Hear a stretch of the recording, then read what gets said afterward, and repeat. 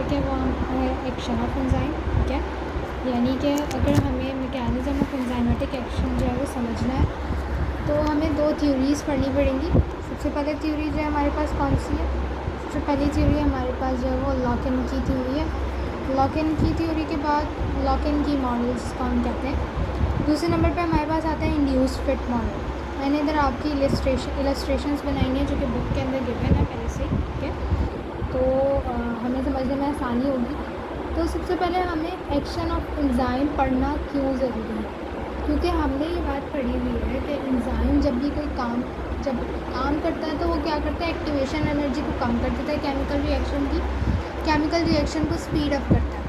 तो उसकी speeding up check करने के लिए या किसी केमिकल रिएक्शन को कैसे कैटेलाइज कर रहा होता है, तो ये चीज़ पढ़ने के लिए हम एंजाइम का एक्शन पढ़ते हैं। और एंजाइम का एक्शन जो है सबसे पहली थ्योरी हमारे पास आई थी लॉक एंड की मॉडल। ठीक है, लॉक एंड की मॉडल का सबसे पहले मैं आपको यहाँ पर साइंटिस्ट बता देती हूँ। साइंटिस्ट होते हैं हमारे पास कौन थे? एमएल फिशर थे, 1894 ईयर है। एमएल फिशर हमारे पास साइंटिस्ट हैं, एमएल फिशर। ठीक है, इसके अलावा हमारे पास इस जो थ्योरी का नाम है, हमें जैसे कि पता है कि लॉक एंड की मॉडल है।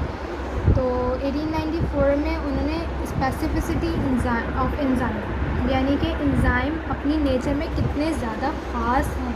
ठीक है, यानी एक एंजाइम एक सिंगल केमिकल रिएक्शन को ही कैटेलाइज कर सकता है, वो केमिकल रिएक्शन जिसको वो पहचानता हो।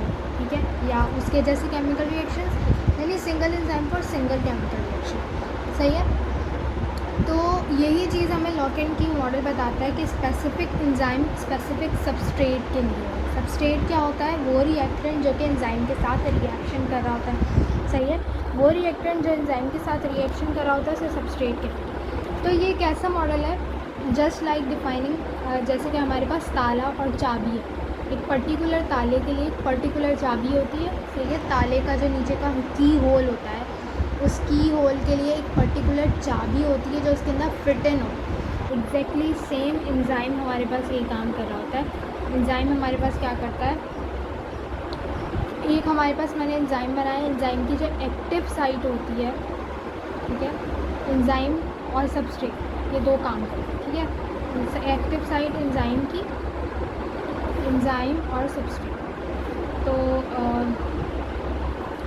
एंजाइम और सबस्ट्रेट दोनों हमें देखना है। तो ये थ्योरी एक्सप्लेन करती है कि हमारे पास जो सबस्ट्रेट है, हमारा जो सबस्ट्रेट होता है, ठीक है, सबस्ट्रेट जो है वो एज अ की एक्ट करता है। ठीक है, सबस्ट्रेट क्या है? हमारी की है। और एंजाइम क्या है? वो हमारा लॉक है। ठीक है, एंजाइम क्या है? लॉक है। दो बातें ये हैं हमें जो कि एमसीक्यू पॉइंट के लिए बहुत इंपॉर्टेंट है, ये हमें याद रखनी है। एंजाइम की, एंजाइम लॉक, सबस्ट्रेट की। ठीक है, और दूसरी बात ये कि थ्योरी ये एक्सप्लेन करती है कि जो आपकी सबस्ट्रेट है वो बिल्कुल वैसे ही शेप रखती है जैसे कि एंजाइम की एक्टिव साइट होती है। सही है, एक्टिव साइट की जैसे शेप होगी। अच्छा, आप इस चीज़ को अगर गौर करते हैं, ये जो मैं मार्क कर रही हूँ लाइनिंग्स, और इसको मार्क करके देखेंगे तो हमें ये बात समझ आएगी कि दोनों बहुत स्पेसिफिक हैं, एक दूसरे के साथ ही जुड़ सकती हैं। ठीक है, और इसको मैंने जोड़ा हुआ यहाँ पर दिखाया हुआ भी है, जैसे कि आपकी बुक में दिखाया हुआ है कि सबस्ट्रेट और एंजाइम एक दूसरे में ऐसे फिट हुए हैं जैसे कि लॉक एंड की। सही है, यानी कि ये हमारे पास मैंने मार्क किया है क्या चीज़ है, ये चीज़ जो है हमारे पास क्या है? लॉक है, दैट इज़ द एंजाइम। और जो हमारे पास I think I have marked wrong way. So this one is substrate and substrate is acting like a key and enzyme is a lock. ठीक है, और हम ये देख रहे हैं कि जैसे कि ताला चाबी एक दूसरे में फिट इन हो जाते हैं ना, बिल्कुल एग्जैक्ट सेम वैसे ही यहाँ पर ये काम है। तो एमएल फिशर की थ्योरी यही एक्सप्लेन करती है कि एंजाइम हमारे पास क्या चीज़ है? लॉक है, और जो सबस्ट्रेट है वो हमारे पास की है। सही है, ये एमसीक्यू पॉइंट है, ये हमें याद रखना है। और दूसरी एक आखिरी बात इस थ्योरी की ये है कि हमने पढ़ा था कि एंजाइम या कोई भी जो कैटलिस्ट होता है, क्योंकि एंजाइम भी एक बायो कैटलिस्ट है, तो एंजाइम या कोई भी कैटलिस्ट जो है वो ट्रांजिशन स्टेट बनाता है। ठीक है। तो ये एक्सप्लेनेशन नहीं देती कि ट्रांजिशन स्टेट यानी वो मिडिल एजेस, वो मिडिल चीज़ें हैं जो बीच में बनती हैं, जिसकी वजह से जो है वो प्रोडक्ट की फॉर्मेशन तेज़ हो जाती है। सही है। ऐसी केमिकल रिएक्शंस जिनकी वजह से प्रोडक्ट की फॉर्मेशन बहुत ज़्यादा तेज़ हो जाती है, वो चीज़ें हमारे पास ये थ्योरी एक्सप्लेन नहीं करती। तो इसके बाद हमारे पास जो नेक्स्ट थ्योरी है जो कि हमारी बुक में गिवन है, वो है induced fit model. So induced fit model को एक लाइन में अगर मैं आप लोगों को समझाना चाहूँ तो induced fit model simply says that आपकी जो एक्टिव साइट है ना, वो क्या है, एक्टिव साइट क्या है, बहुत ज़्यादा फ्लेक्सिबल है। फ्लेक्सिबल क्या होता है, फ्लेक्सिबिलिटी को मैं आपको रबर बैंड से समझा सकती हूँ। ठीक है।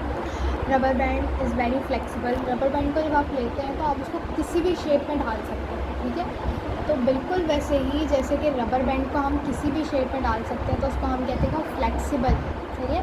उसके अंदर फ्लेक्सिबिलिटी है कि वो किसी भी शेप के अंदर कन्वर्ट हो सकता है। बिल्कुल वैसे ही हमारे पास एंजाइम की एक्टिव साइट जो होती है वो फ्लेक्सिबल होती है। और ये थ्योरी ये एक्सप्लेन करती है कि हमारी जो एक्टिव साइट है एंजाइम की, वो कंटिन्यूसली अपनी शेप चेंज कर रही है। कंटिन्यूसली क्या कर रही है, शेप चेंज हो रही है। ठीक है। कंटिन्यूसली एंजाइम की शेप चेंज होती है, इसलिए जब तक कि इस पर सबस्ट्रेट बाइंड ना हो जाए। ठीक है।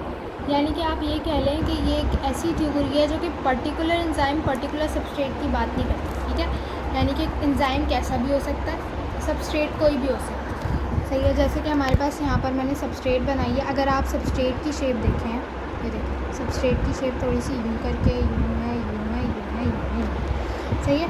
ऐसे ही हमारे पास एंजाइम की शेप, दोनों सबस्ट्रेट की शेप देखें और फिर आप एंजाइम की शेप देखें, दोनों में एक हमें वाज़ेह फ़र्क नज़र आएगा। सही है। यानी आप ये नहीं कह सकते कि ये इसके अंदर फिट इन होगी। तो कुछ टाइम बाद एंजाइम अपने अंदर ऐसे मॉडिफिकेशंस कर लेता है, अपनी एक्टिव साइट को इतना ऐसा मॉडिफाई कर लेता है कि उसके अंदर आसानी से वो पर्टिकुलर सबस्ट्रेट फिट हो जाती है। जैसे कि हम देख रहे हैं कि यहाँ पर पहले फिट इन नहीं हो सकती थी, लेकिन इस इधर जो है ये फिट हो रही है। तो एंजाइम सबस्ट्रेट कॉम्प्लेक्स में हमने देखा कि एंजाइम की एक्टिव साइट ने फ्लेक्सिबिलिटी दिखाई, यानी कि अपनी शेप को चेंज किया, और ये हमारे पास सबस्ट्रेट भी इसके साथ आगे जुड़ गया, और इस तरीके से हमारे पास एक एंजाइम सबस्ट्रेट कॉम्प्लेक्स बन गया। सही है। ये एंजाइम सबस्ट्रेट कॉम्प्लेक्स हमें प्रोडक्ट देता है। यही चीज़ हमें इंड्यूस्ड फिट मॉडल जो है वो एक्सप्लेन करता है। अब इंड्यूस्ड फिट मॉडल की एक और ख़ास बात हम जान लेते हैं। ख़ास बात यह है कि ये थ्योरी हमें कोशलैंड ने दी थी। ठीक है। हमें साइंटिस्ट के नाम लाजमी याद रखने। तो कोशलैंड ने हमें ये थ्योरी दी थी 1958 के अंदर। सो अगर मैं आपको समराइज़ करूँ दोनों टॉपिक्स को बहुत सिंपल वर्ड्स में समराइज़ अगर हम करें, ठीक है, तो हम ये बहुत आसानी से बात, सबसे पहले हमने जो थ्योरी पढ़ी, कौन सी पढ़ी, लॉक एंड की थ्योरी। लॉक एंड की थ्योरी हमारे पास एंजाइम की स्पेसिफिसिटी को बयान करती है कि ये एंजाइम कितना ज़्यादा जो है हमारे पास क्या है, एंजाइम कितना ज़्यादा